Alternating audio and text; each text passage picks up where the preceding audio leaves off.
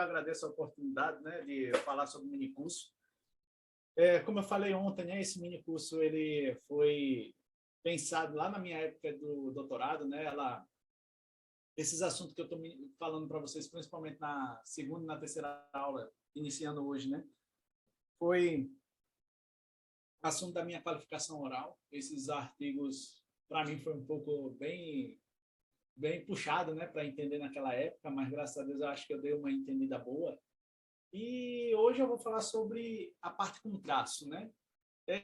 Essa teoria, né, de mergulho que eu costumo falar, que eu vou costumar falar aqui nas duas próximas aulas, na verdade, ele é um problema assim natural, né? Ele é um problema natural. A pergunta natural é: quando é que uma subálgebra, quando é que um anel está contido em um outro anel, né? Na verdade, essa questão é mais concreta, né? Quais condições tem que satisfazer um anel para que ele esteja contido em cima de para que ele esteja contido em matrizes, né? Para que ele seja subálgebra de matriz.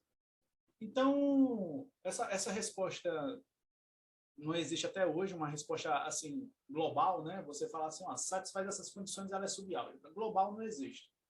Mas aí o professor Procesi, ele começou a estudar essa parte de teoria de invariante e apresentou, né, as identidades com traço para álgebra de matrizes, e depois ele solucionou esse problema, pelo menos para álgebras com traço, né? Então, essa álgebra com traço ela ficou bem importante na teoria, né? Ela foi estudada de dois modos diferentes e praticamente simultaneamente, né? A primeira foi pelo professor Claudio Procesi e depois por Rasmussen. Eu falo depois, mas assim, foi simultaneamente, assim, não dá para perceber quem estudou primeiro. Só que o professor Procesi, ele estudou teoria de invariante, ele aplicou teoria de invariante para esses problemas, e o Rasmussen, ele utilizou a teoria de grupo, né? Teoria de grupo para resolver esses problemas. Então, hoje eu vou tentar mencionar um pouco da teoria de álgebra com traço, PI, né? PI, álgebra com traço. São álgebras que satisfazem uma identidade polinomial de forma ordinária. E vou mencionar também o processo, né, que o Procesi fez para identificar uma base para álgebras com traço, uma base de identidades polinomiais com traço para álgebras de matriz. Então, bora lá, né? Muita conversa, pouca ação. Como na aula anterior, a gente ainda vai considerar o K como sendo um corpo de característica zero, e tudo que eu vou falar aqui, a menos dimensão contrária, são álgebras ou espaços vetoriais sobre esse mesmo corpo, tá? Para não ficar falando K álgebra, K espaço vetorial, então a gente sobreentende que tudo é sobre um corpo de característica zero. E é até para funcionar alguns resultados, tá? Eu não vou mencionar nas 4 aulas, mas tem um assunto de teoria de grupo, né? Que ele utiliza exatamente C característica zero. Essa teoria de grupo que eu vou mencionar, acho que só na última aula, ela não existe até hoje para um corpo qualquer, né? Um corpo de característica positiva. E parece que não tem nem, pelo menos por enquanto, não tem nem chance desse assunto ser resolvido para esse tipo de corpo, tá? Mas eu vou mencionar lá na última aula. Então, o que é uma álgebra com traço, né? Uma álgebra, esse símbolo aqui é só para identificar uma função, tá? Mas uma álgebra com traço é um par onde o primeiro é uma álgebra e o segundo é uma aplicação K-linear que satisfaz essas duas condições, tá? É claro que ele vai de A em A, mas essa propriedade aqui, essa primeira propriedade aqui, ela diz que a imagem dessa aplicação ela está no centro da álgebra A, né? No centro que eu falo comutativo, porque, só para lembrar, todas as álgebras que eu vou falar também, pelo menos nessa aula e na próxima, são álgebras associativas, tá? Na última, vai aparecer outro tipo de álgebra. Então, a primeira, ela fala que as imagens dessa aplicação traço, ela está no centro de A. A segunda fala que ela funciona como se fosse bora botar assim, um escalar, né? A definição geral não necessariamente é escalar, mas é como se esse TR de A pudesse ir para fora. Tá? E a última propriedade é que ela satisfaz a condição cíclica, né? Traço de AB é igual a traço de BA. Você consegue mudar. Então, aplicações lineares que satisfaz isso é chamada de aplicação traço. Pelo menos para mim, tá? Aí, se você reparar lá em álgebra linear, tem uma aplicação traço muito usual, né? Se você pegar a álgebra de matrizes e fazer a soma dos elementos da diagonal, lá a gente chama de traço, né? Mas o traço de lá satisfaz essas condições. Eu acho que é um exercício de álgebra linear. Na verdade, a menos de múltiplo escalar, é um exercício também de álgebra linear. Qualquer aplicação que satisfaz essas três propriedades em cima de álgebra de matrizes é, na verdade, um múltiplo escalar da aplicação traço usual de matrizes. Tá? Então, essa álgebra de matrizes aí, a menos de múltiplo escalar, só existe uma aplicação traço entre elas.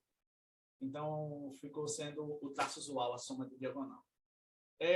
Tem uns traços strange, né, que acho que foi o Protese que chamou assim, o professor Plummer estudou. O professor Plummer, ele deu uma palestra semana retrasada, lá em Campina Grande, ou foi semana retrasada. Aí, se você pegar matrizes triangulares superiores, mais traços do que essas, né? São chamados de traços esquisitos, né? Strange, né? Ok, então outra álgebra que você pode considerar, mas não vai ser traço, tá? Mas você pode considerar, em vez do corpo K, você considerar a álgebra de matriz agora com entrada sobre a álgebra de Grassmann, né? A álgebra de Grassmann é aquela álgebra que eu falei na aula passada, né? Então, você vai e soma todos os elementos da diagonal. Essa aplicação aí não é traço, tá? Ela vai ter sim, todos os elementos da diagonal, apenas as componentes que estão em E1, né? Ela não é traço porque ela não satisfaz uma propriedade cíclica. Ela não vai satisfazer a terceira propriedade. Aí você pode considerar também aquela subálgebra, né? MAB de E, de MN de E. Só para lembrar da aula passada, MAB de E é uma subálgebra dessa álgebra de matrizes de ordem A mais B, com entradas em E, onde ela é formada por esse conjunto aqui.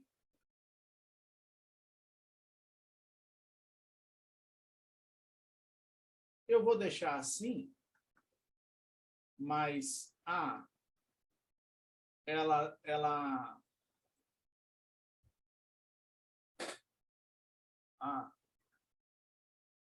é uma matriz de ordem A com entradas em E0, a parte comutativa da álgebra de Grassmann. C está em M, B é 0. E B e C são blocos, para completar, tá?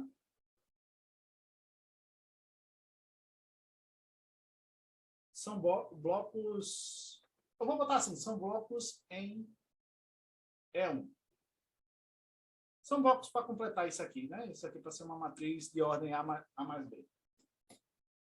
Então, quando você considera isso, então você pode considerar mais ou menos duas aplicações traço. A primeira eu vou chamar de P traço. Esse P é mais ou menos para que esse sinal aqui seja positivo. Então, você vai e soma elementos. O traço usual da matriz A, só que na diagonal vai ter elementos da álgebra de Grassmann, né? Aí você pega a diagonal e soma. E depois soma com a diagonal de D, né? É como se fosse uma aplicação traço geral. Essa também não vai satisfazer a propriedade cíclica do traço. Só que, se você consertar esse sinal aqui, em vez de ser mais, colocar menos, aí já consegue consertar e aí vira uma aplicação traço. Tá? Claudemir, qual é a vantagem de você considerar isso aqui? É porque existe uma teoria de quase traços. Aplicações que satisfazem quase todas as condições da álgebra de... Desculpa. Uma aplicação que satisfaz quase todas as propriedades de traço, a menos da propriedade cíclica, pode ser chamada de quase traço. Existe teoria para isso também, existe contas, tá? Para isso. Mas aí tem essa álgebra aqui que eu fiz questão de colocar porque você percebe que tem aplicações que você acha que vai ser traço, mas essa álgebra com essa aplicação não é traço.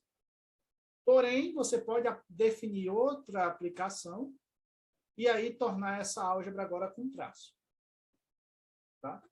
Então, aí você tem exemplos, né, de uma álgebra que com uma aplicação é traço e com outra não é. E, por fim, eu fiz questão de colocar isso aí porque essa última questão vai ser utilizada lá na última aula. Eu não vou entrar em detalhes, talvez eu tente entrar um pouquinho em detalhes na última aula, mas se você pegar aquela álgebra que a gente definiu, né, a álgebra de Jordan de uma forma bilinear, a mesma coisa se você considerar a álgebra dos octônios e você pegar álgebras, essas álgebras ela tem boas propriedades exatamente porque você pode pegar qualquer elemento como sendo um escalar mais uma parte vetorial. Aí você define o traço dela como sendo 2 vezes a parte escalar. Quando você considera isso, tanto a álgebra do Jordan como a álgebra dos octônios, munido com esse traço, é também uma álgebra com traço. Então, esses são os 5 exemplos que eu queria trazer, exatamente para a gente ter uma ideia do que seria álgebras com traço ou não. Ok. Se você pegar a aplicação traço e pegar a imagem dela, certo? Como eu falei lá no começo, ela vai ser naturalmente uma subálgebra do centro da álgebra A, exatamente pela primeira propriedade. Tá? E aí a gente diz que essa é uma álgebra de traços puros, né? Ele não tem elementos de A sem ser traços. Tá? Então, quando eu considero isso para qualquer álgebra A munida de um traço, eu vou chamar de álgebra de traços puros. E... ok. E um ideal ou subálgebra de uma álgebra com traço é chamado de ideal com traço ou subálgebra com traço, se você vê ele como invariante pela aplicação, né? É como se fosse assim, né? Um ideal da álgebra A é um ideal com traço.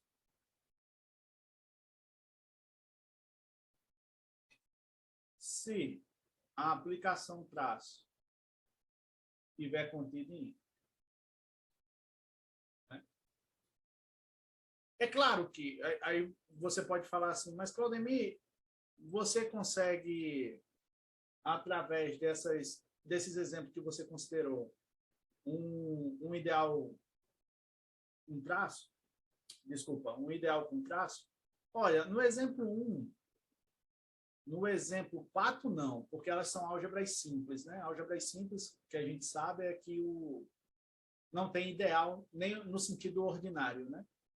E aí, no sentido com traço, aqui não vai ter mesmo, né? E aqui você pode considerar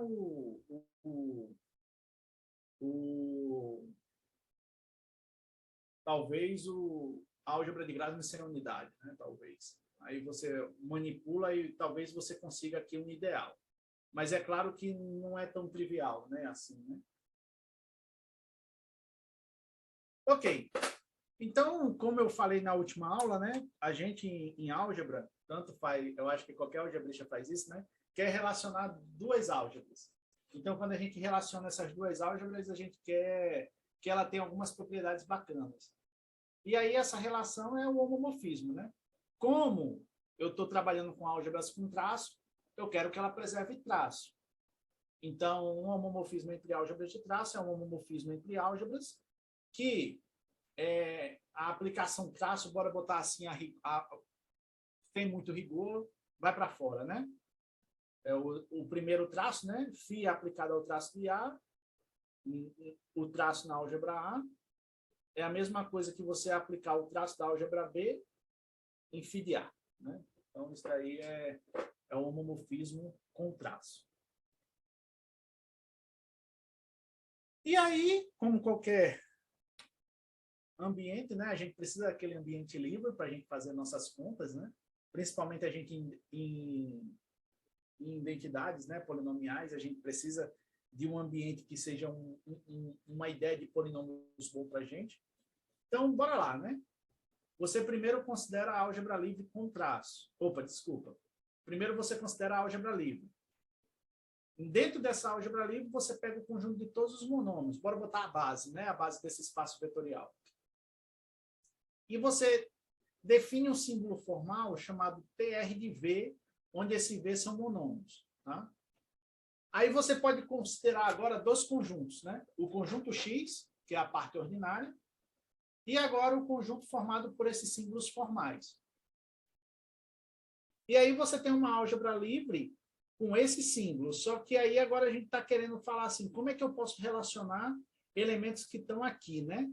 A existência dessa álgebra é garantida pela teoria de álgebra livre, tá? Aí você pega um ideal que satisfaz essas condições, né? Primeiro, o traço de alfa A menos alfa traço de A, isso para todo alfa escalar. Traço de A mais B menos traço de A menos traço de B. Traço de A, traço de B menos traço de A, traço de B. Aí você pega o comutador, só para lembrar, o comutador é A, B, B menos BA, né? Esse é o comutador. E, por último, o comutador de traço de A, B. Como vocês podem assim, perceber, né? É como se você estivesse querendo fazer um quociente, porque quando você estiver fazendo um quociente, esse TR vai ser transformado como uma aplicação, né? Uma aplicação linear. E se você voltar lá para a origem, lá para o início da definição de álgebra com traço, a primeira e a segunda está dizendo simplesmente que ela é linear. A terceira está falando que, bora dizer assim, o traço pode ir para fora, entre aspas, né? Esse quarto está dizendo que, nesse quociente, vale a propriedade cíclica do traço. E esse último está falando que o traço de A está exatamente no centro dessa álgebra quociente, né? É como se você estivesse pegando essa álgebra, fazendo o quociente e denotando por K, TR de X. Tá? Então, isso daí é a gente chama de álgebra livre com traço. Tá? É claro que a gente precisa de mais alguns detalhes que a gente vai ver a seguir. Então, bora pensar o seguinte, né? Pega uma álgebra unitária na classe das álgebras com traço. Aí você, pegando a álgebra livre e definindo uma aplicação que vai de X em A, você pode estender para toda a álgebra livre. E aí, como é que eu quero estender para a álgebra livre com traço? Simplesmente fazendo com que, quando eu pegar um polinômio que tem traço vezes um monômio dentro, ele vai dar aquele elemento que eu quero, né? Substituindo as variáveis x pelas variáveis correspondentes. Então, quando a gente faz isso, simplesmente a gente está falando que realmente ela é livre, né? Essa álgebra aqui, que a gente definiu, é exatamente a álgebra livre com traço nessa classe das álgebras associativas unitárias. Claro, livremente gerado pelo conjunto X. Só que a gente vai restringir um pouquinho mais ainda. Qual é a restrição que a gente quer? Porque a nossa definição até que é boa, porque ela fala que o escalar pode ir para fora, né? Mas eu queria eliminar problemas desse tipo, né? Para que na minha álgebra livre não tivesse problemas desse tipo, porque aí a gente automaticamente eu queria considerar só polinômios assim. Então, primeiro a gente vai dizer que o chapéu está dentro de um polinômio, se a gente pode omitir ele, tá? E aí a gente pega uma subálgebra G de X, dessa álgebra livre, formada pelos polinômios, e traço de polinômios na álgebra livre, tá? Aqui não tem nenhuma relação com aplicação traço. Só tem a relação usual. E aí essa álgebra G de x, que é o que eu vou utilizar sempre, é chamada de álgebra de polinômios generalizados, tá?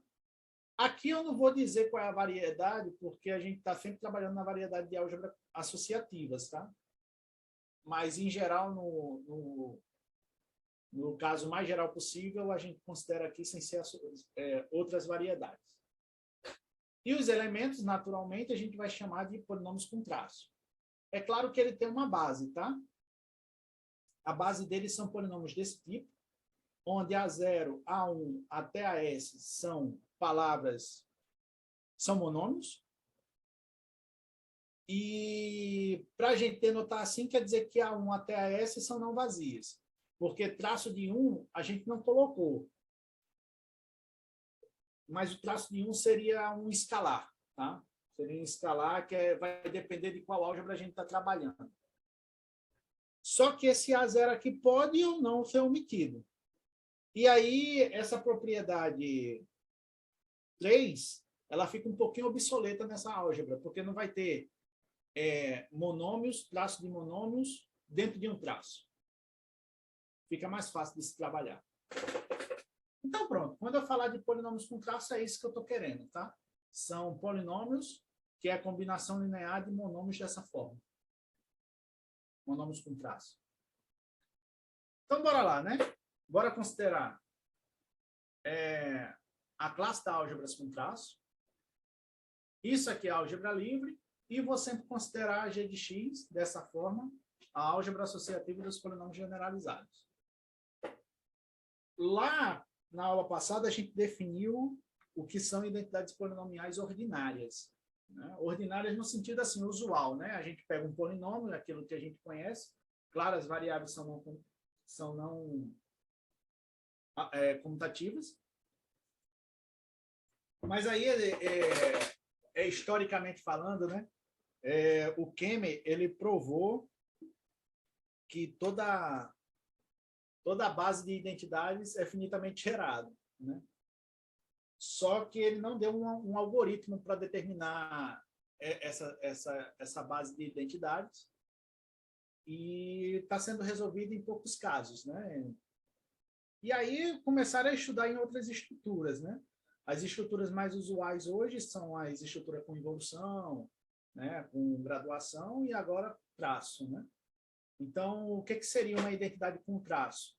Você pega uma álgebra com traço, claro, na classe das álgebras com traço, e um polinômio é dito identidade com traço se, para qualquer substituição de elementos da álgebra, e você substituir o traço formal pelo traço da álgebra, dá zero para qualquer um desses elementos, tá?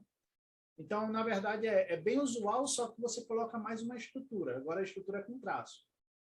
Em vez do monômio, você só tem em vez de um polinômio, você só tem monômios livre de traço, agora você coloca uma aplicação traço lá dentro e complica um pouquinho mais, né? Mas, na verdade, foi até que facilitou. Vocês vão ver na aula de hoje que facilitou, na verdade. Então, essa é uma identidade com traço, né? Um polinômio na álgebra associativa dos polinômios generalizados é uma identidade com traço, se para qualquer substituição de variáveis por elementos e do traço formal pelo traço da álgebra, isso dá zero. E uma propriedade interessante é que o T ideal com traço I é um ideal, é um T ideal, na verdade, mas é um ideal que é fechado sobre qualquer TR e sobre todas essas substituições. Então, temos aí a definição de T ideal com traço também. É claro, né? Como é usual, se você considera uma álgebra com traço, o ideal de todas as suas identidades com traço também é um TR ideal. E agora, só que aqui eu vou ficar devendo. Eu não sei se vale a volta, né? Se para qualquer TR ideal, eu tenho uma álgebra com traço que satisfaz isso. Provavelmente sim, tá? Mas eu não vou fazer essa conta, não. Mas provavelmente sim. E a gente vai dizer que uma identidade com traço segue de outras identidades com traço, se F pertence ao menor ideal com traço que contém todas elas. No menor naquele sentido, né, de inclusão, né? Ok. Deixa eu só mencionar aqui, né, o caso particular. Considera a álgebra de matrizes, né? A gente lá em álgebra linear, eu já falei na aula passada, mas eu vou falar de novo, a gente consegue determinar um polinômio, né, chamado de... A gente consegue um determinante, né? Que seria x ao quadrado. Ou tá assim, né? Tá assim. Seja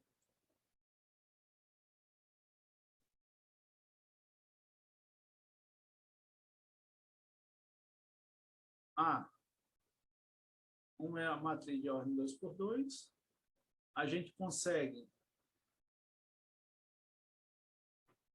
um polinômio, né?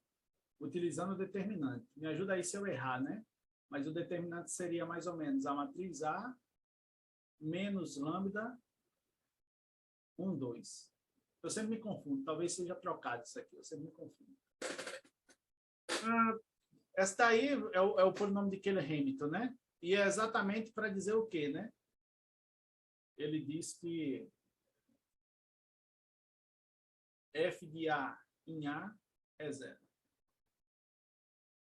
Na verdade, existe até uma expressão melhor do que essa, que eu vou dizer mais adiante. Se eu não disser mais adiante, eu volto e menciono. Mas a gente consegue essa expressão só por termos de aplicações traço, né, de matrizes, né? Mas eu vou deixar mais adiante que eu consegui. Sim, outra coisa. Isso não é necessariamente para matriz de ordem 2, né? Eu botei matriz de ordem 2 aqui porque eu queria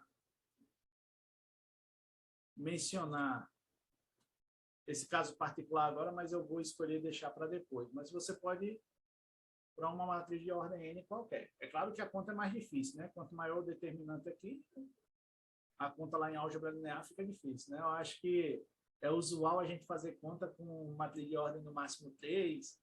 Se a gente quiser complicar um pouquinho, bota no máximo 4 e a gente faz essa conta aí. Mas, deixa eu ver se eu tinha feito certo. Acho que eu tinha feito certo. Sim. Mas ela tem uma expressão aqui que a gente pode colocar esses escalares em formato de traço de potência de A, né? Essa conta pode ser feita através de indução, tá? Eu vou fazer só para... Eu vou mencionar, né, transcrever só para matriz de ordem 2. Deixa eu ver se eu vou falar já. Vou falar. Mas nesse caso aqui, a gente diz que pelo teorema de Keeler-Hamilton, esse aqui é o polinômio característico, né, que a gente faz essa conta, é chamado de polinômio característico. E quando a gente substitui esse lambda pela matriz A, ele dá zero. Esse veio pelo teorema de Keeler-Hamilton, né? Além disso, o grau desse polinômio aqui é exatamente o chamado de grau n, né? É a ordem da matriz. Então, você faz o seguinte, então. Ele é um polinômio onde o CI depende dos traços de potência de A. Então, se você trocar o A por uma variável x e o lambda por outra variável x, você aqui vai ter um polinômio com traço, né? Então, na verdade, esse polinômio aqui ele é um polinômio que está na álgebra dos polinômios generalizados e a gente vai chamar ele, mesmo que em alguns casos não seja, mas pela teoria a gente vai chamar ele de polinômio de Keeler-Hamilton de grau n, né? Exatamente porque ele é obtido exatamente da álgebra linear, pelo menos para matrizes, né? Então, é um exemplo muito bacana de um polinômio com traço, e esse polinômio é uma identidade polinomial para essa álgebra de matrizes. Como eu falei, o caso particular para n igual a 2, a gente pode explorar. Na verdade, a gente pode explorar para qualquer n. É só você fazer por indução, porque por indução mesmo, você tem essa expressão aqui, né? O polinômio de Taylor-Hamilton de grau n na verdade, você pegar um polinômio de Taylor-Hamilton de grau n x. Estou com medo, mas eu vou botar mais. Traço formal de fn-1 x. E aí você utiliza isso aqui, por exemplo, para o F3. Você já tem a expressão para o F2 e você substitui aqui e faz essa conta. Então, eu comecei com 2, que é mais fácil de se obter. O determinante tem uma expressão com traço. E o restante está aí. Tá? Então, a álgebra das matrizes é uma álgebra com traço que satisfaz uma identidade polinomial com traço, né? Não trivial, né? Porque na aula passada a gente viu que ela satisfaz, ela é uma PI-álgebra, né? E aí, além de ela ser uma PI-álgebra, ela é uma PI-álgebra como álgebra com traço também. Ela satisfaz uma identidade polinomial com traço, tirando as ordinárias, né? Ok. Dúvida até aí? Posso continuar? Alguém tem algum comentário? Porque a partir de agora, a gente vai encaminhar exatamente para provar um resultado bastante interessante. A gente vai encaminhar para tentar provar que toda identidade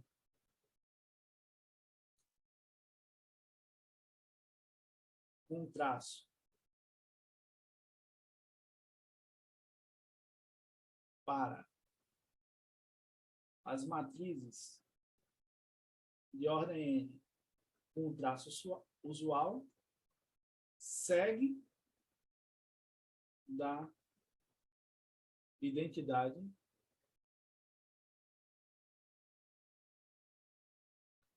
de Taylor-Hamilton.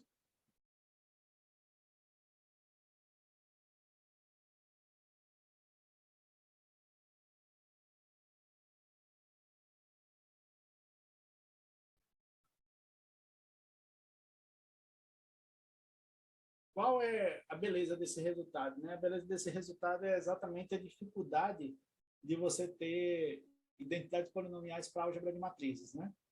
Talvez vocês, como trabalham aí mais com álgebras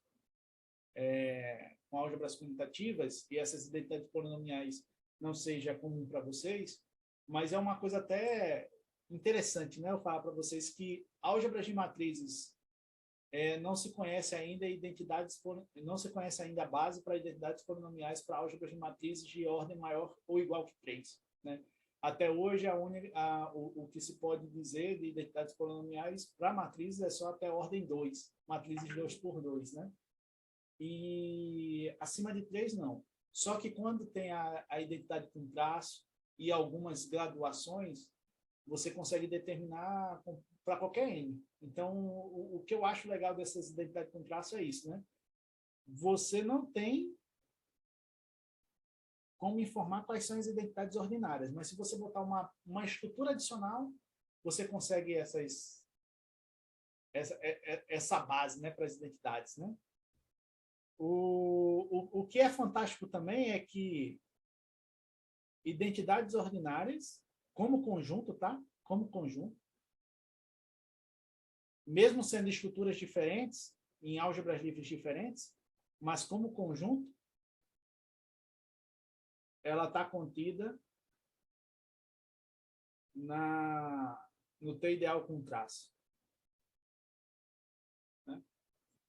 Então, qualquer identidade ordinária, como conjunto, tá? É bom frisar isso, porque são álgebras livres diferentes, mas se você pegar uma identidade ordinária, ver ela dentro da álgebra livre com traço, você vai ter ela também contida aqui nesse T ideal com traço. E isso é fantástico, né? Porque você não consegue as relações entre elas, mas se você aumentar um pouquinho e colocar uma estrutura maior, você já consegue um resultado bem bacana para isso. Ok. Para para continuar, como eu falei para vocês, a gente vai estudar teoria de invariantes, né? Vai mencionar um pouco de teoria de invariantes. Então, para estudar teoria de invariante, a gente vai ter que ter ação de grupo. Eu peço desculpa se for meio chato algumas definições aqui para vocês, mas eu quis colocar isso para ficar um pouquinho mais didático, tá? Então, por exemplo, a definição de ação, né? Você pega um grupo, pega um conjunto não vazio, aí você define uma ação como uma aplicação que satisfaz isso, de modo que, se você pegar a unidade do grupo e multiplicar pelo x, dá o próprio x, e se você multiplicar um elemento do grupo e depois multiplicar por outro elemento do grupo vezes a variável x, onde x está aqui dentro, então você pode juntar os elementos do grupo e depois multiplicar pelo x, né? Isso aí é uma definição usual de teoria de grupo mesmo, tá? Um exemplo bastante comum para a gente é a ação por conjugação. Você pega grupos, né? E, na verdade, aqui foi um erro de digitação. Na verdade, não é um erro de digitação, não. Isso aqui vale para o G, né?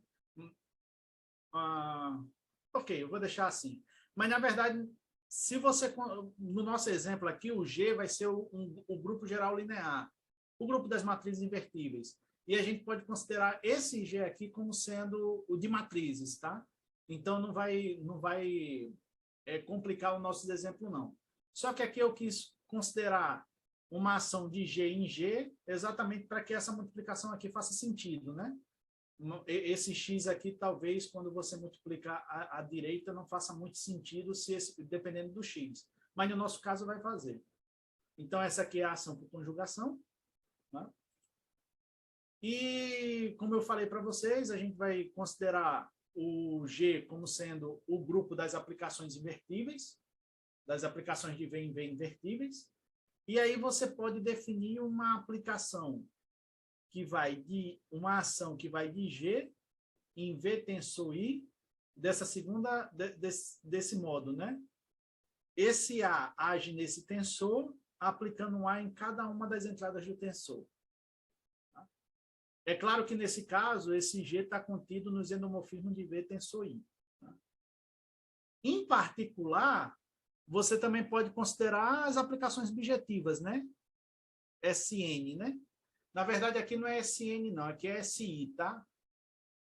Depois eu estou vendo que eu tenho que corrigir bastante coisa. Mas por que SI? Exatamente para que essas permutações aqui façam sentido, né? Tá? Então, é como se você estivesse pegando a permutação do SI e fazendo eles permutares, né? Esses tensores aqui permutares. A primeira é chamada de ação diagonal, que eu vou utilizar bastante, e a segunda é chamada de ação simétrica. Tá? Ok, então o que a gente chama de invariantes, né? Invariante é aquilo que você está imaginando mesmo, né? Você pega o G, um grupo das transformações invertíveis de V, né? Na verdade, você pode pegar o G aqui contido em G, L de V, não necessariamente igual, pode ser um subgrupo, e uma aplicação, esse F aqui, né? Eu vou chamar de K de V, é porque é uma aplicação onde os elementos dentro dele são V, né? Quando você chama ele de G invariante, quer dizer que quando você pega o F e dentro dele pega o G e aplica V, ele não vai mudar. Ele é invariante mesmo pela essa ação do grupo G, tá? E é claro que os invariantes ele formam uma subálgebra de K de X, tá? K de V, desculpa. Esse K de V aqui, a rigor, é como se fosse as aplicação F de V em K, as aplicações de F de V em K, né? Não sei nem como escrever isso, mas seria isso, né? Essa é a aplicação de F de V em K. Aí o KV de G são as aplicações de V em K. Tá ok? F de G vezes V é igual a F de V. É um subgrupo mesmo. Aqui a gente ainda pode dizer mais, né? A gente pode dizer aqui um izinho, se a gente quiser. Quer dizer que tem várias copas de UV aqui. E aqui esse V, em vez de ser um vetor, é uma hiplas de vetores, né?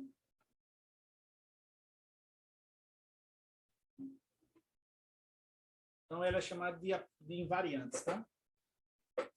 Um exemplo que a gente pode considerar é você considerar a ação por conjugação desse grupo aqui. E temos que o traço é uma aplicação G invariante, né?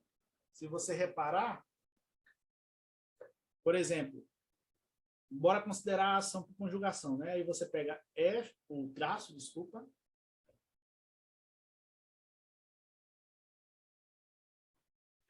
Você pega a aplicação traço, pega um G e aplica em uma matriz. Esse G, ela está aqui, e essa matriz, ela é uma matriz de ordem N. Quando você utiliza a ação por conjugação, quer dizer que você está fazendo G a menos 1. Aí a propriedade cíclica fala que você pode colocar esse último aqui como primeiro.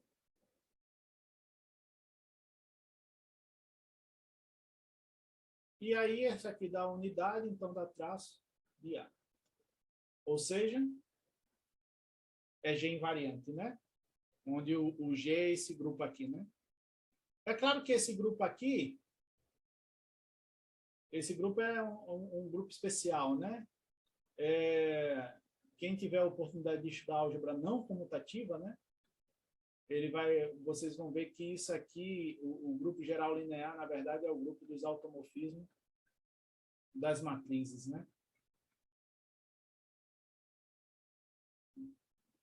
Na verdade, ele não é o grupo dos automorfismos, não, né? Na verdade, o grupo dos automorfismos, você coloca um P aqui, que se chama projetivo, né? O grupo geral projetivo, que ele elimina a parte escalar.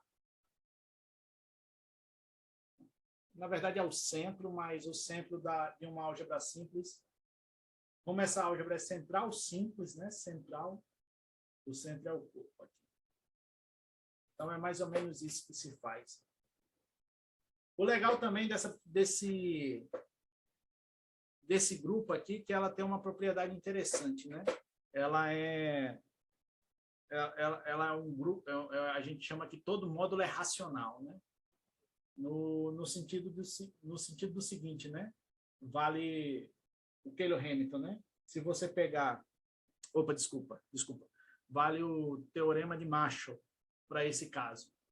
O teorema de Marshall é a representação de grupo, eu acho que vocês sabem, né? Mas a representação de grupo aqui, o teorema de Marshall, ele é garantido quando o grupo é finito. E a característica do corpo não divide a ordem do grupo. Só que no nosso caso, o grupo é infinito. Então, o que a gente tem? A gente tem que, se M é um GLNK módulo e N é um submódulo de N,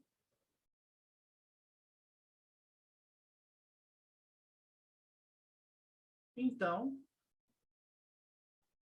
existe, vou botar aqui L, submódulo de N,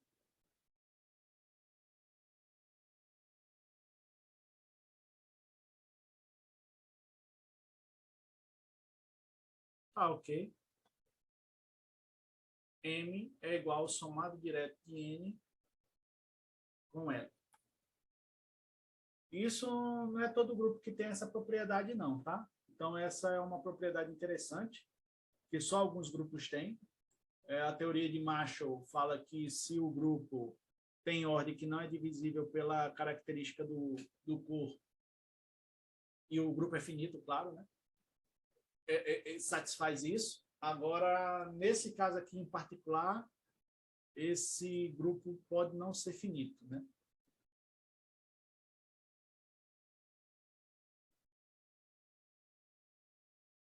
Ok.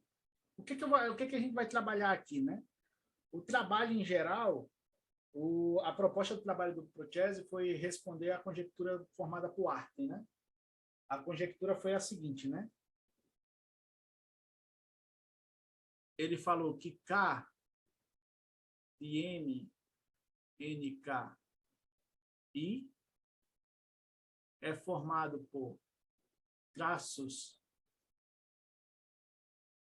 de X, vou botar assim, A1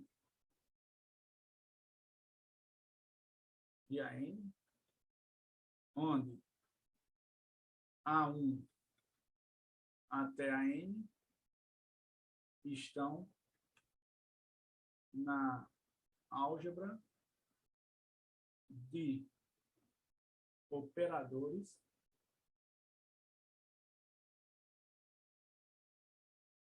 multiplicação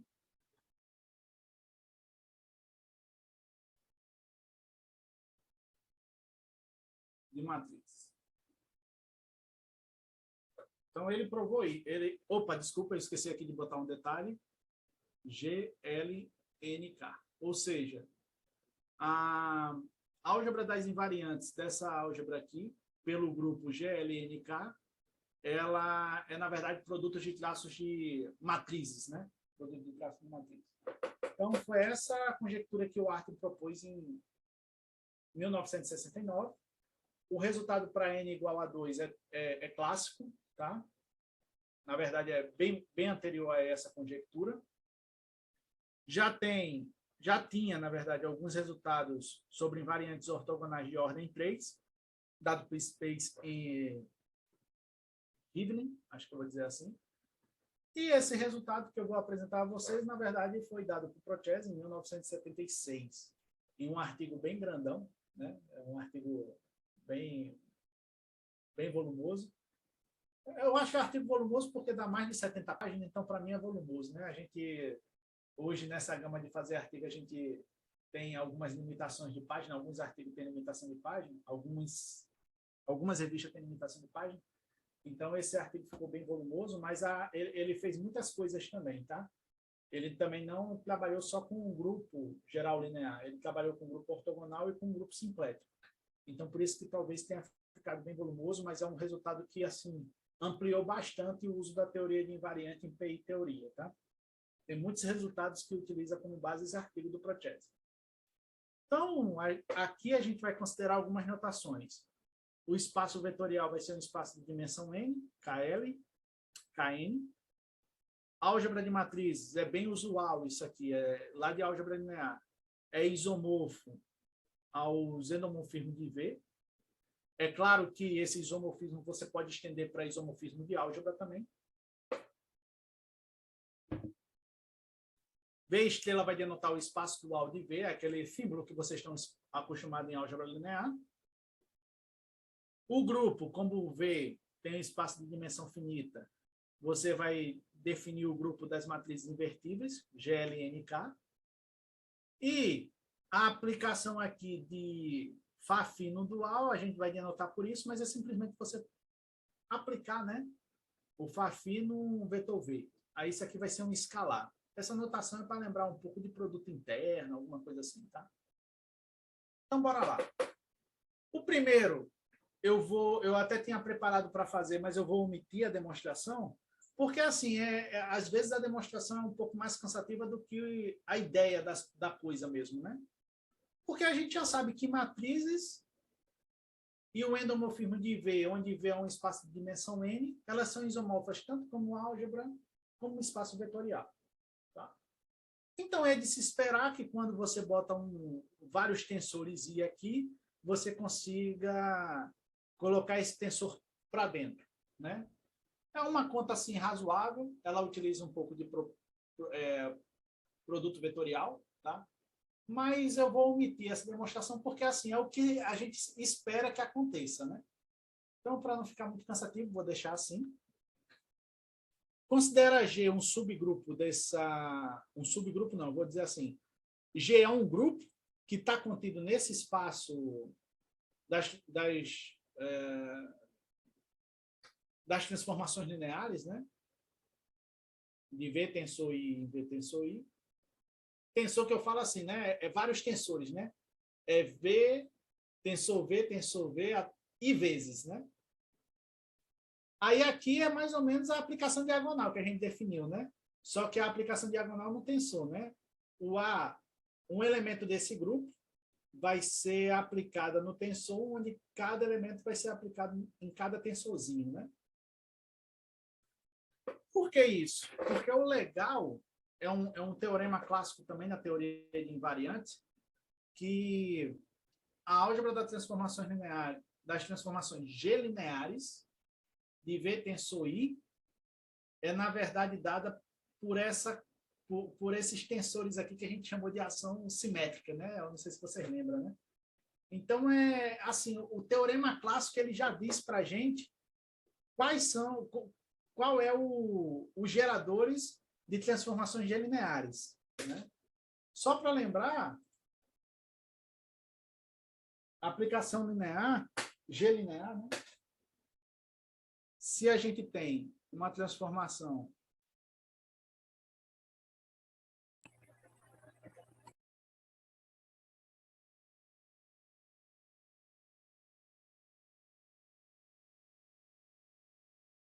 K-linear, a gente espera que quando a gente pegar essa aplicação e aplicar alfa V, seja alfa F de V. A gente espera isso, né? Onde esse alfa é escalar. Então, se eu considerar a transformação G-linear, a gente vai esperar que quando a gente pega um elemento do grupo que está agindo sobre esse espaço, esse elemento do grupo vai para fora.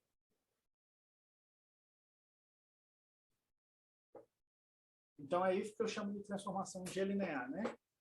Todas as transformações G-linear que satisfaz isso é gerado por endomorfismo que satisfaz isso aqui, né? É a ação simétrica. Ok. Então, bora tentar provar essa proposição de modo que esse aqui também não é tão trivial. Tá? Esse não é tão trivial.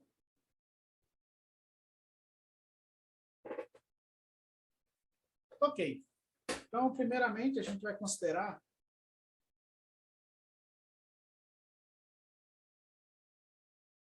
U e V, dois espaços vetoriais de dimensão finita.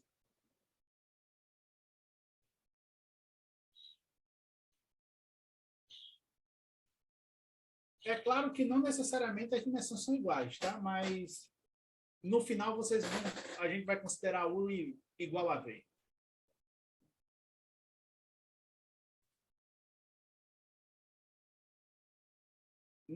Na teoria de produto tensorial, a gente sabe que a dimensão do espaço U tensor V é igual à dimensão de U vezes a dimensão de V. Além disso,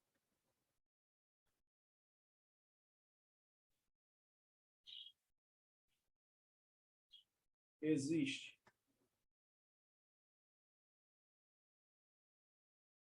um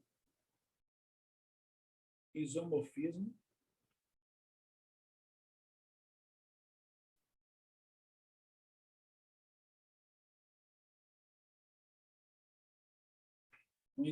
natural entre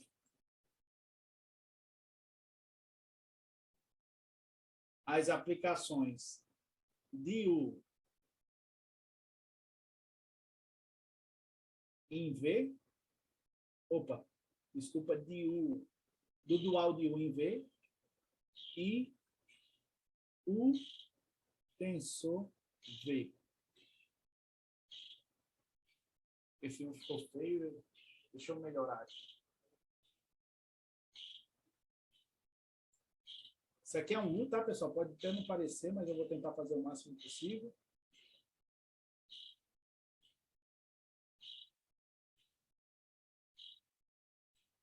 Dado por.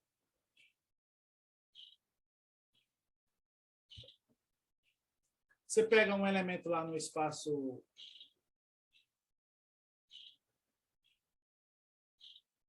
UV, no espaço cartesiano, né, no produto cartesiano, e considere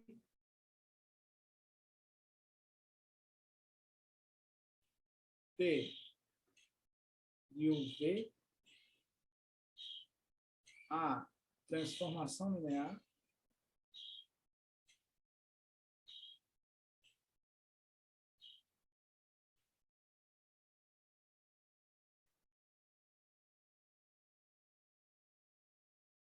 e você pega um cara no dual de U e aplica, né?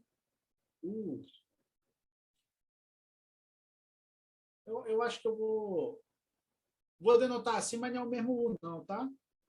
São os distintos aqui. Eu não sei nem como denotar, mas eu vou fazer assim. Você pega lá um elemento, aplica em U e o resultado multiplica por V. Isso para todo o estrela no dual, tá? É só um símbolo isso aqui. Não quer dizer que é o mesmo U, não, tá? Daí,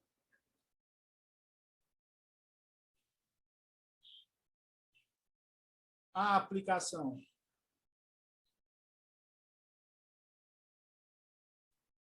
que você tem de T, que vai de U, cartesiano V, em aplicações de U estrela em V,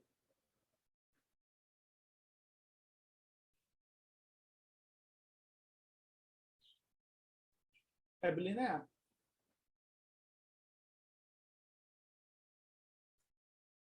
Qual é a vantagem dele ser bilinear? É porque aí a teoria de produto tensorial fala que existe uma única aplicação que leva esse cara aqui no tensor, né?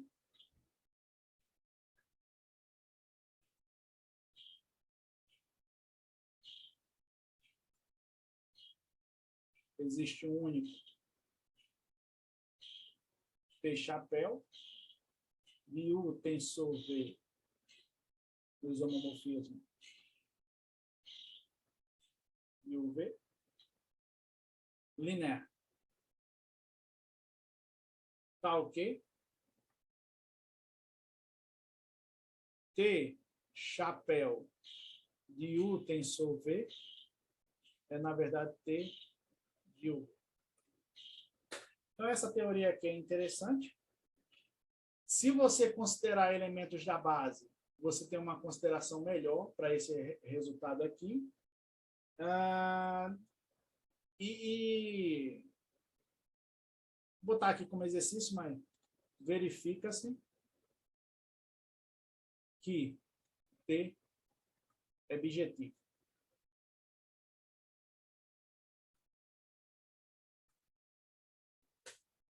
Então, verifique se esse T aí é bijetivo. E aí a gente tem esse resultado aqui. Como é que a gente vai obter esse resultado? Simples.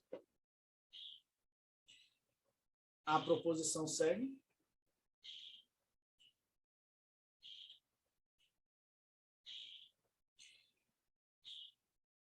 Considerando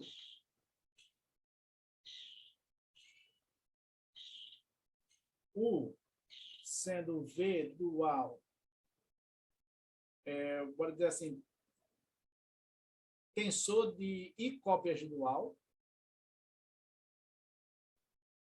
e o V, nesse caso, vai ser um abuso de notação, tá, pessoal? Mas é o I tensores de cópia de V.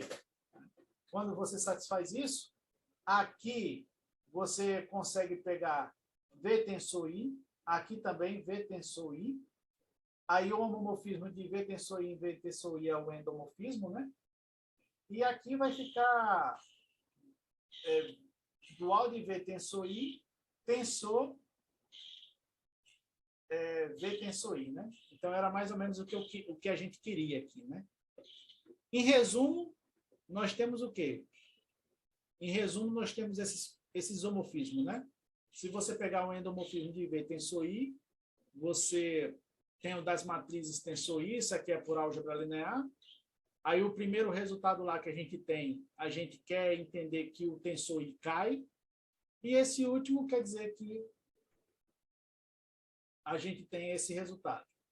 Eu não vou fazer essa conta exatamente por economia de tempo, né, para não ficar muito cansativo, mas é possível verificar que esse último isomorfismo aqui é G-isomorfo. É um isomorfismo de aplicações G lineares mesmo. Tá? Eu escolhi não fazer essa conta, porque eu acho que a filosofia é melhor do que a conta, para falar a verdade. Mas esses isomorfismos aqui, na verdade, são G-isomorfismos, todos eles. G considerando o grupo das matrizes invertíveis. Tá? Por que isso? Lembre-se que o resultado anterior, o resultado clássico, ele já me dava como era a álgebra das transformações G linear de V tensor I. Esse resultado agora, ele transfere esses geradores para essa aplicação aqui, ó. E essa aplicação transfere para cá. Ou seja, qualquer invariante multilinear dessa forma aqui é uma combinação linear de elementos dessa forma. E isso que é legal, né? Deixa eu só ver aqui, eu acho que eu faltei alguma coisa aqui que eu queria falar.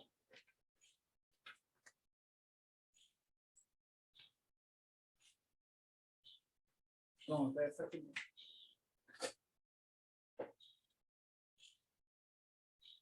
Só um minuto.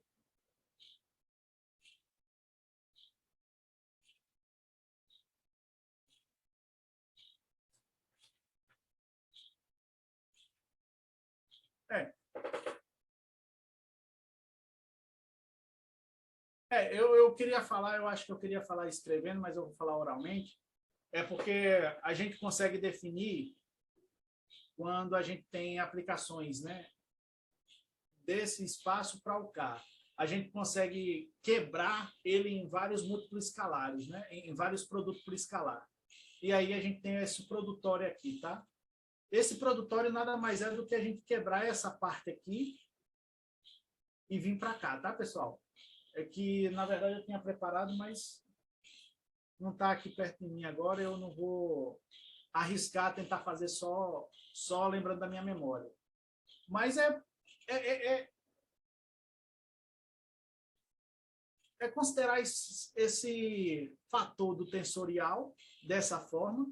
Aí a gente vai definir como sendo produto tensorial do dual com V. Aí é como se a gente conseguisse colocar o dual e o V junto.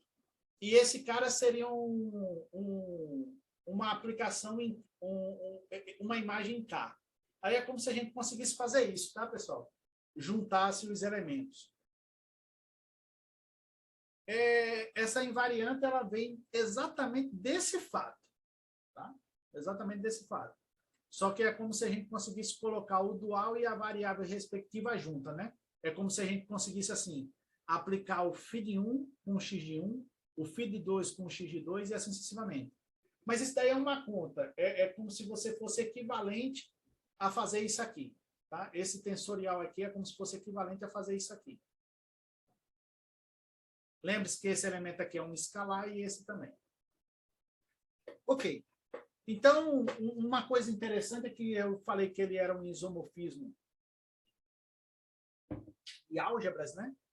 E não disse mais ou menos como é que seria a multiplicação e o traço para ser compatível com matrizes, né?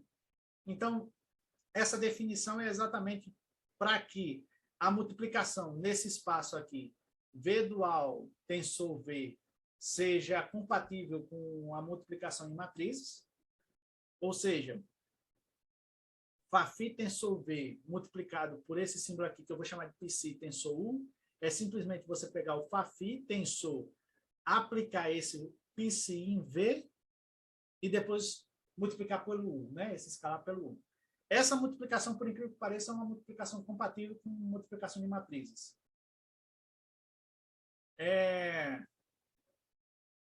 E o traço é simplesmente você pegar o escalar, né? O traço de Φφ tensor V na verdade, você pegar o Φφ, o π e aplicar a V. Opa, o Φφ aplicar a V. São coisas exatamente para dar certo, né? O cara gastou muito papel para mostrar que esse produto é compatível com matrizes e esse traço é compatível com traço de matrizes. Lembre-se que a gente está utilizando um isomorfismo interessante, né? O isomorfismo que a gente está falando é que matrizes é isomorfo a V dual tensor V, né? Então, se você pega uma matriz aqui, ela é soma direta de tensores, né? Dessa forma. Então, a gente pode considerar, em algumas vezes, que a gente está considerando só geradores, né? Desse espaço aqui, né? Geradores desse espaço está ligado a algumas matrizes aqui. Então, bora lá. O primeiro é esse teorema, né? Ele vai caracterizar aquela aplicação linear que sabemos como são invariantes dessa forma, como aplicações traço. Né? Esse é legal. Se tiver cansativo, é só dizer, tá? Então, bora lá, né? Deixa eu voltar, deixa eu copiar aqui.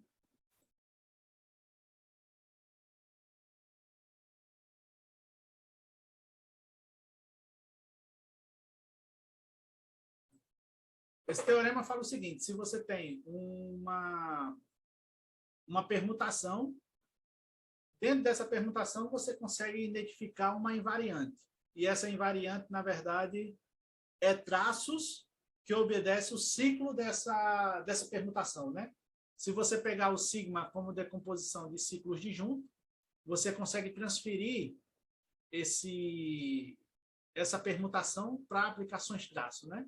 E o legal é que, como vale a propriedade cíclica do traço, então não vai modificar o valor aqui dessa permutação, né? Porque você pode começar com y2, se você começou com y2, se você começou com i2, o I1 foi lá para o final. Aí é a propriedade cíclica do traço. Então, como é que a gente faz, né? Como esses dois lados da igualdade aqui, eu não falei, mas eu vou comentar rapidamente, né? Quando a gente fala de polinômios, quando a gente está trabalhando com polinômios que aparecem variáveis uma única vez, a gente chama de multilinear. Se esse polinômio não aparece uma única, tem variáveis que não aparecem uma única vez, mas a gente está atrás de identidades polinomiais em característica zero, a gente pode fazer o processo de multilinearização e considerar só polinômios multilineares. E depois a gente vai e aquelas variáveis que a gente substitui por variáveis iguais e a gente pode retornar para o polinômio anterior. Para invariantes, o processo é um pouco parecido, só que a gente chama de polarização e restituição. Tá? É um pouco parecido. Por exemplo, se você está vendo aqui essa invariante, se você reparar, essa invariante só aparece A1, A2, até aí uma única vez. No outro lado da igualdade também, esses caras aqui não têm o mesmo índice, né? Então, elas são, bora dizer assim, multilineares, tá? Na verdade, é o processo de polarização e restituição. Então, considerando que na igualdade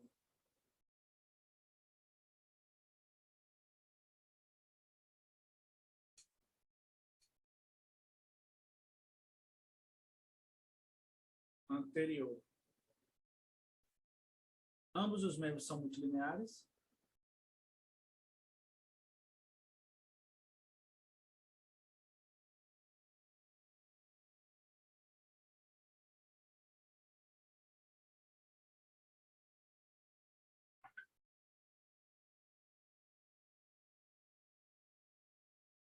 temos que considerar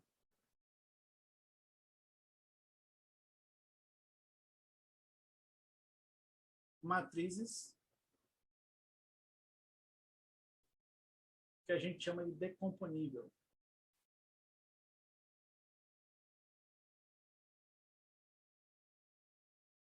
O que são matrizes decomponíveis? São matrizes da forma tensorial.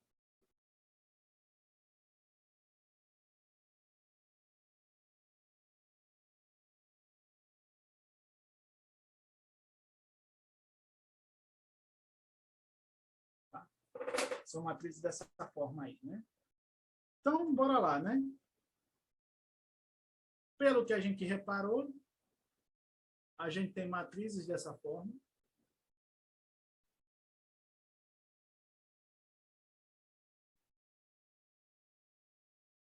Aí podemos substituir por tensor dessa forma aqui. Então vai ficar Φφ de 1 tensor x1, Φφ de 2 tensor x2, e assim sucessivamente até o último.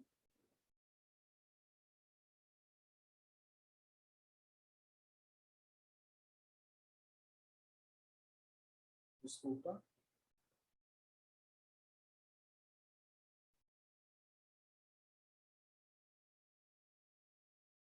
Se você lembrar lá da cara do nosso resultado, né? Nós podemos...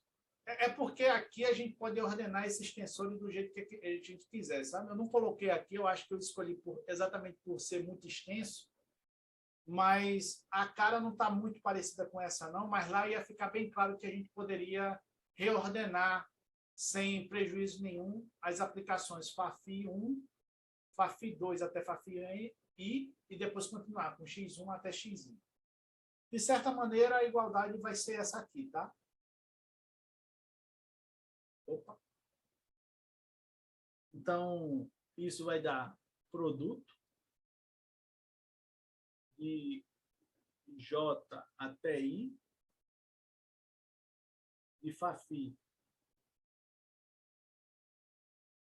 sigma I x. E aí, se você reparar, a conta vai ser exatamente essa, né? Você vai começar a brincar aqui com sigma, de certa maneira que fique na ordem que você quer. Então, os índices vai ser assim. Eu vou só considerar o primeiro índice, tá? Vai ser Φφ I2,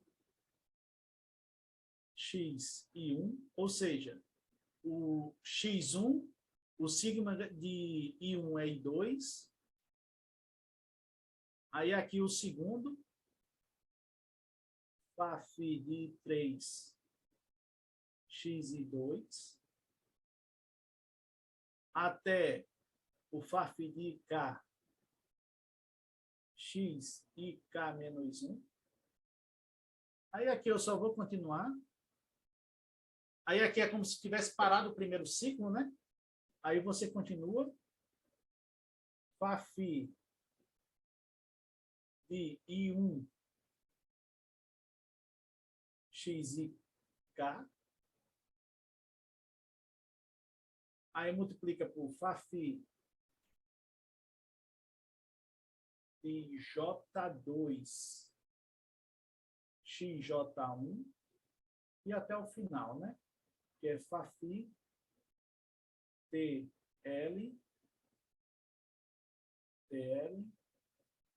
X, que ficou ruim, mas X,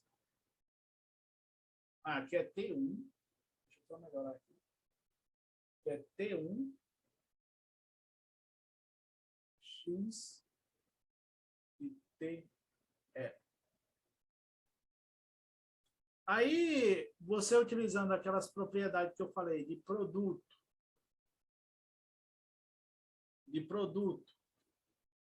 essa propriedade aqui, né?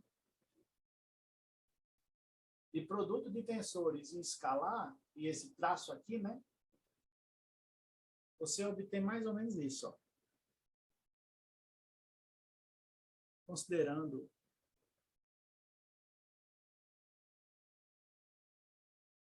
esse primeiro produto aqui, eu vou botar de estrela, considerando estrela,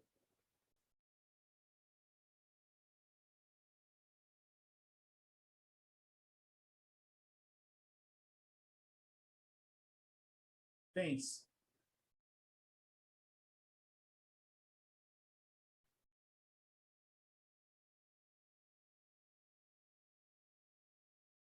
FAFI I1, tensor XI1, aí pego o produto aqui desses tensores, até FAFI IK, tensor XIK, aí você utiliza os produtos aqui, ó.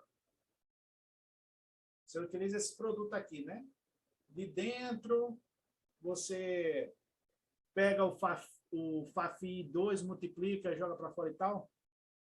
Utilizando esses resultados aqui, você vai ter FAFI 2, XI1, até FAFI K, X e K menos 1, multiplicado por FAFI I1, tensor X e K. Aí, se você aplicar o traço aqui, todos esses escalares vão para fora do traço e vai ficar só o traço disso aqui. Que a definição de traço disso aqui é FAFI I1, X e K. Ou seja, você tem que esse asterisco aqui é, na verdade, o primeiro traço.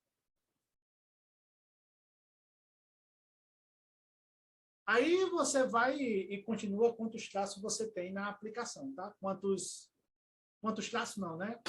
Quantos ciclos tem nessa permutação, né? E você vai continuando. E o resultado segue, tá?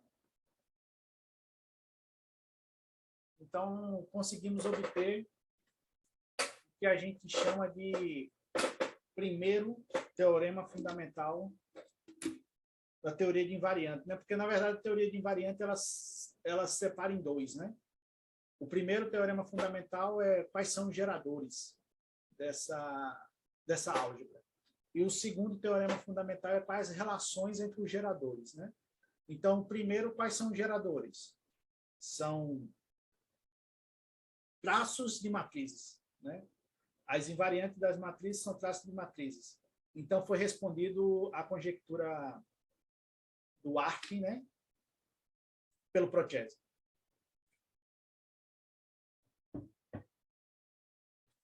E agora, Claudemir? Qual é o próximo caminho? O próximo caminho é a gente tentar demonstrar o segundo teorema do teorema fundamental da teoria de invariante para a álgebra de matrizes, né? Então, bora lá, né? Como a gente definiu as invariantes, agora a gente vai definir as concomitantes. As concomitantes nada mais é do que aplicações de invariantes, né? Você tem o conjunto X e o Y, munido de uma ação pelo mesmo grupo G. A gente fala que uma aplicação de F de X em Y é G concomitante, se o G pode pular para fora, né? Então, nesse caso em particular, a gente vai considerar o X e cópias de matrizes e o Y como sendo matrizes. E o grupo é o grupo geral linear, né? Aplicações dessa forma, a gente vai denotar aqui, eu vou falar no decorrer, mas a gente vai denotar como sendo SIN. SIN vai significar o quê? Todas as aplicações de MNK e IMNK,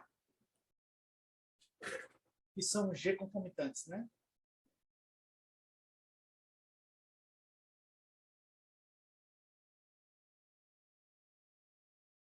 O legal dessas aplicações G concomitantes é porque podemos definir uma aplicação, né? Por exemplo, SIN é, na verdade, um subanel de P e N, onde P e N é quem, né? O P e N é o anel das aplicações polinomiais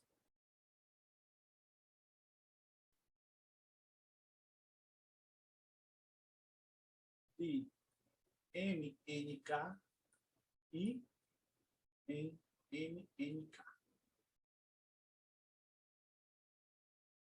Aqui dentro a gente pode definir uma ação, tá? Se você tem um elemento aqui dentro e G é um elemento do grupo, podemos definir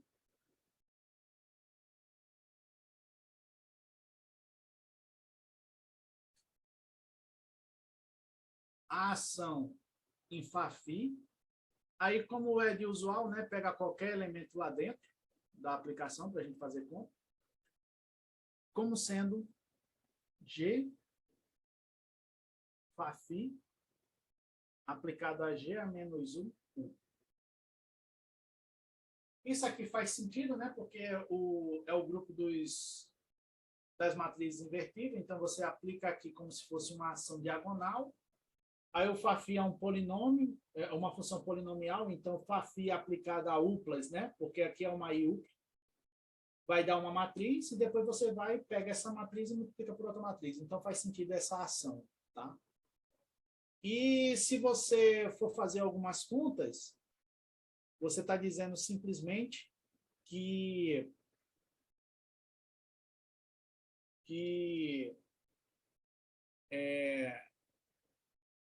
a gente vai fazer eu não vou fazer essa conta, mas é simplesmente dizer que φ pertence a S e N se,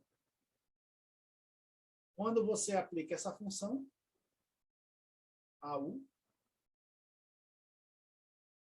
desculpa, φ de G de U é igual a G de U.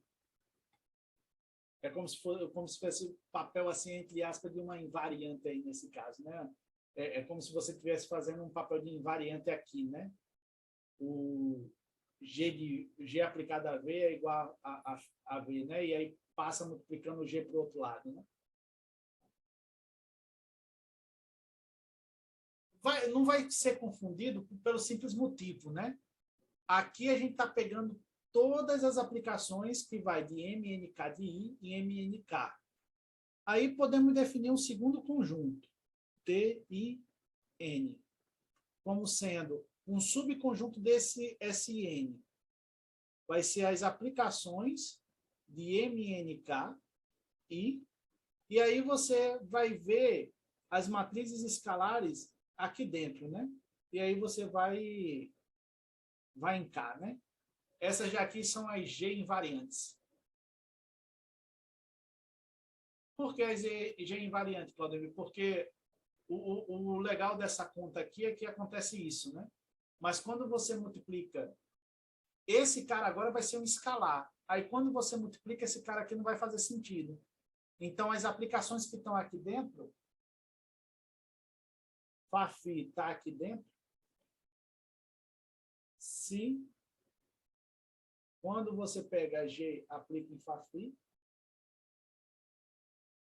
em U, dá o próprio φ de U.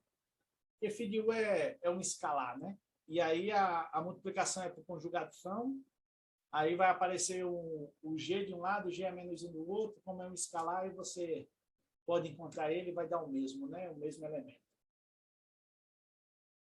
Então, a gente tem dois subconjuntos aí, né? O SN, que é o subanel das aplicações polinomiais de MNKI para MNK, que fixa os elementos à esquerda, e temos o T de IN, que é praticamente a mesma coisa, só que você restringe a imagem, né? Em vez da imagem ser todas as matrizes, é o corpo K. E aí esse T e N está contido nesse subanel. Então a gente pode ver o C e N como sendo uma T e N álgebra, né? Naquela definição, né? Você tem uma álgebra menor dentro da álgebra maior, né? E aí você utiliza alguns conhecimentos básicos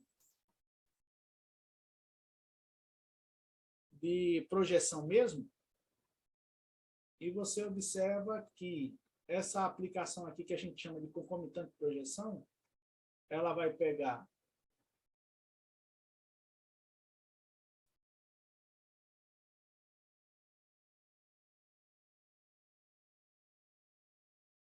e vai projetar na iésima entrada, né?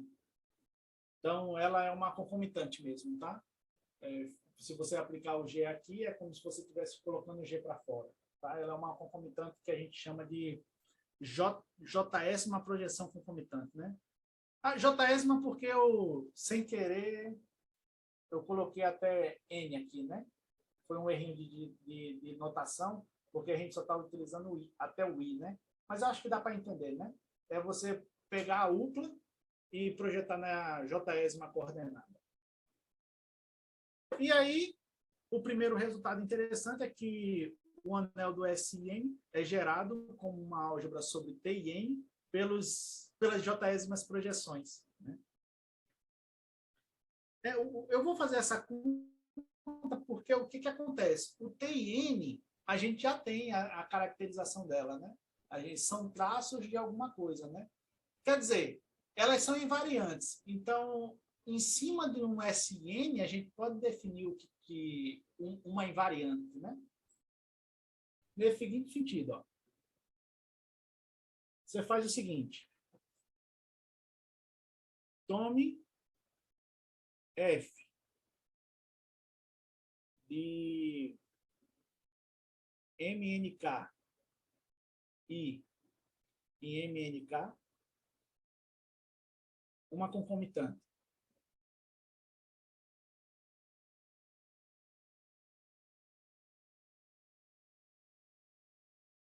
É possível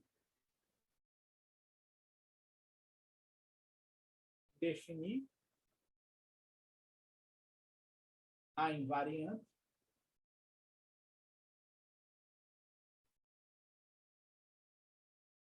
eu vou te chamar de F barra aqui, onde você aumenta mais uma coordenada, mas joga para o corpo. No seguinte sentido, né?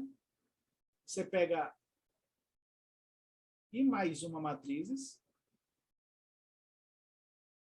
aí o F barra aplicado a ele vai ser, na verdade, o traço de F das primeiras I matrizes multiplicada por uma matriz a mais. A gente já sabe quem são essas invariantes aqui, né? Pelo resultado anterior, né? E aí, essas invariantes a gente vai organizar de tal maneira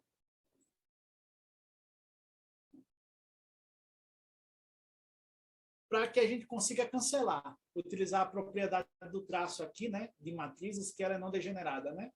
A propriedade de traço de matriz ser não degenerada é que se eu tenho duas matrizes, onde esse aqui é qualquer, né, dando zero, então essa aqui vai ser zero. Bora botar assim, né? Então, a primeira afirmação que eu não vou provar, a aplicação traço é degenerada.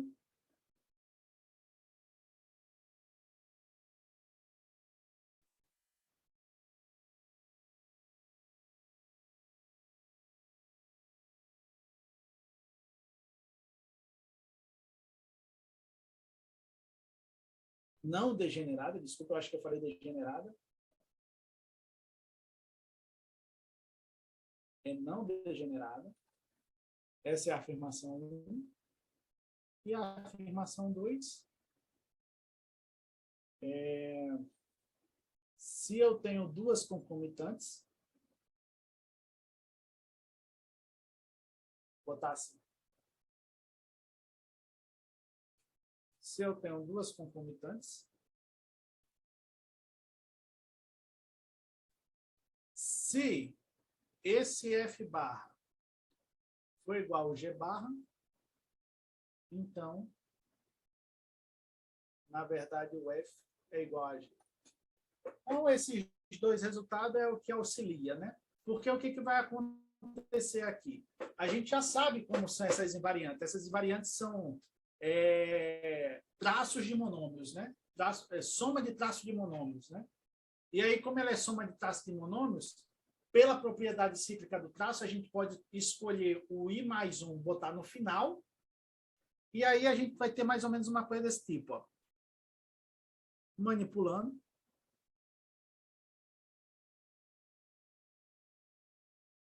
Vamos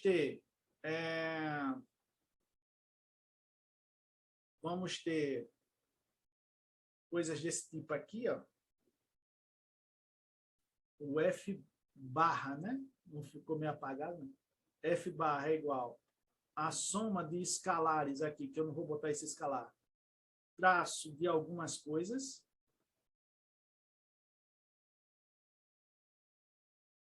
onde no final eu vou botar o I mais 1. É como se eu já tivesse assim, esses lambdas que a gente escolheu, eles, na verdade, são invariantes.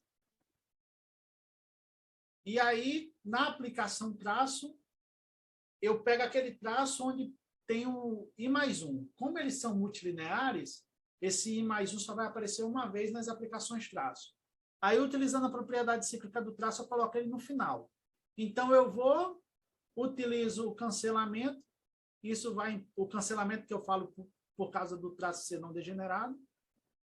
E aí, o F de A1 até a N, até a I, desculpa, é soma de lambdas de AI1 até I. Eu vou jogar aqui um zerozinho. Tá? E aí tem um resultado, né? Que esse lambda está nesse subanel e esses caras aqui são projeções. São aplicações de projeções. E aí a gente tem um teorema fundamental da matrizes de concomitante, ou seja, a gente consegue também identificar esses caras. É muito bacana essa teoria aqui. Eu optei por esconder as contas, mas o legal é que a gente consegue uma limitação também no comprimento dos traços, né? Em T e N, que ele é gerado por traços de x em 1 até x em j, esse j não pode ser muito grande, não. Esse j é no máximo 2n menos 1. Essa limitação é bacana porque vai ser usada para determinar suavidades em variedades. Né? Mas eu vou tentar falar isso no último dia. Pelo menos assim, dar uma noção do que a gente está fazendo atualmente. Né? E utilizando essas limitações, a gente diminui mais 1 exatamente pela propriedade do traço ser não degenerado, que a gente pode cancelar. Se a gente sabe que isso aqui é até 2n menos 1, então a gente elimina mais 1 e dá 2n menos 2, essa limitação para o SN. Tá? Ok, pela hora eu não vou demonstrar não, mas isso daqui é bem usual na teoria de PI, né? Nós vamos fazer o seguinte, aqui a gente está limitando a quantidade de UPLA, a gente está na UPLA no máximo até tamanho I, né? Então, pega esse tamanho I e bota até o infinito. É claro que você só vai, para cada polinômio que você escolher, você só vai ter uma quantidade finita de variáveis, né? Mas para deixar o mais geral possível. Então, vai ser uma quantidade infinita e a gente vai substituir. Dá para a gente definir as projeções concomitantes. TR de M vai ser o que você está imaginando mesmo. Esse M vai variar em cima das concomitantes. Tá? E aí a gente vai ter uma caracterização, né? Para álgebra relativamente livre. Ou seja, você pega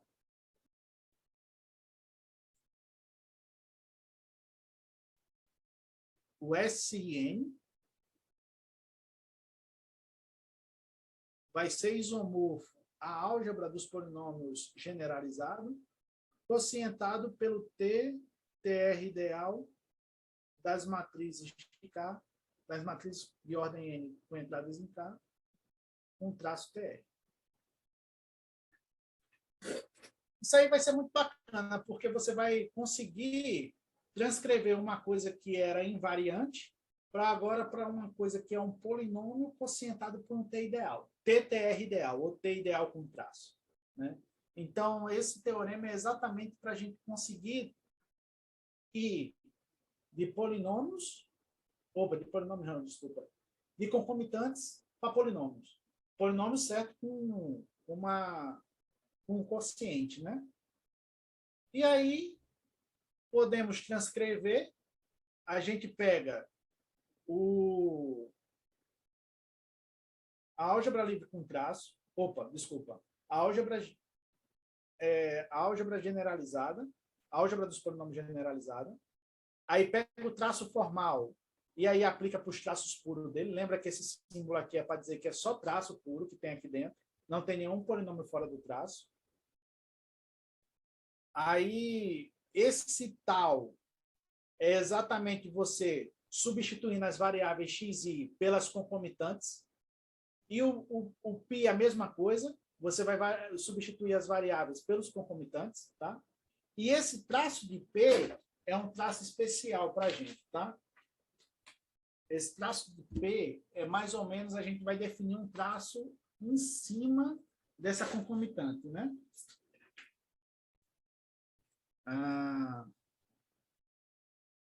Traço P, a gente vai aplicar assim. Você pega uma concomitante, aplica nesse traço P. Lembra-se que essa álgebra aqui a gente já provou que ela é gerada pelas concomitantes projeções. Aí aplica numa M-upla. E aí esse traço ele vai ser obtido através do traço de matrizes. Tá?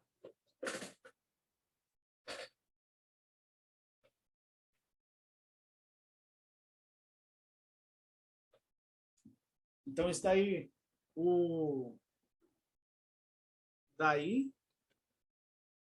esse cara com esse traço é uma álgebra com traço.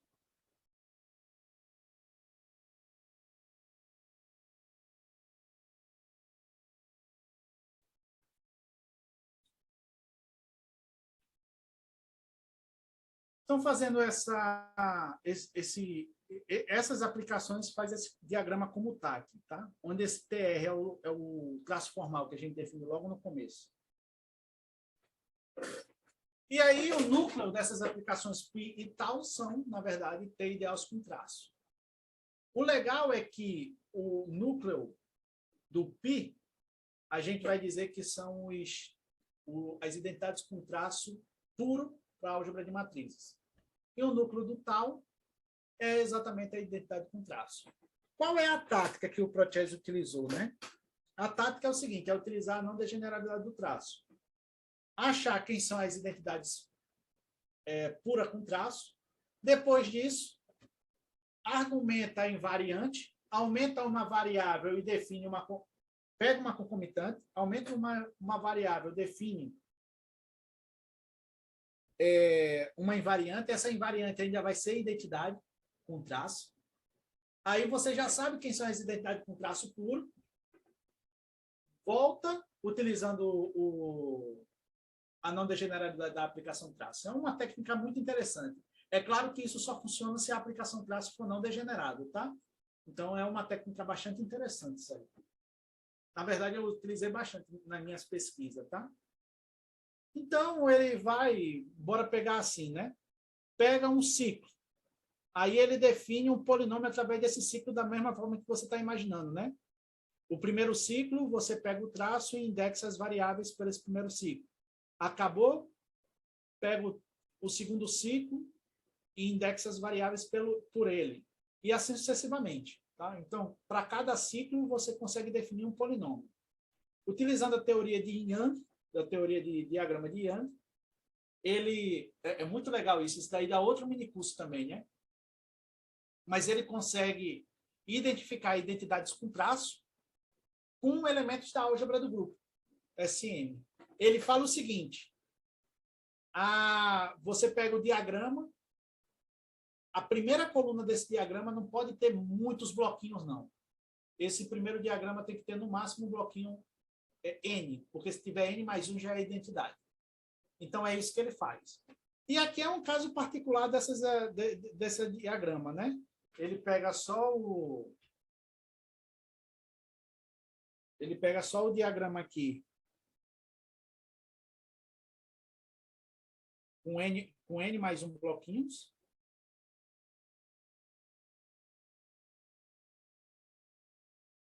E define, né, o polinômio, né? E define esse polinômio aqui exatamente por esse N-1 bloquinhos. Eu vou deixar assim, mas eles dariam um outro minicurso, né, que é teoria de Young. Até um curso mesmo de pós-graduação, né? Que é muito fértil essa teoria de Young, né? Aí o legal é que ele consegue dizer quais são as relações desse F aqui, né? A princípio é um polinômio, onde você tem somas de sinal que obedece a permutação, vezes esse símbolo aqui que a gente já definiu anteriormente, né? Que são esses polinômios aqui com traço.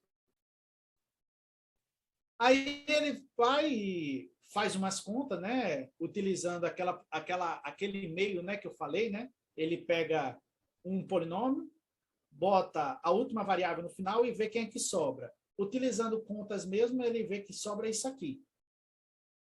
E aí faz as relações. Olha que relação legal. Toda a identidade com traço puro multilinear para a álgebra de matrizes, de grau n mais 1 em n mais 1 variáveis, é múltiplo escalar desse f que a gente definiu anteriormente.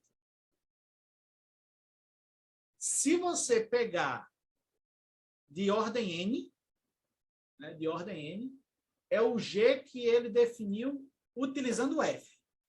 E o mais legal ainda, ele sabe quem é esse G. Se ele fazer uma linearização completa desse G, ele vai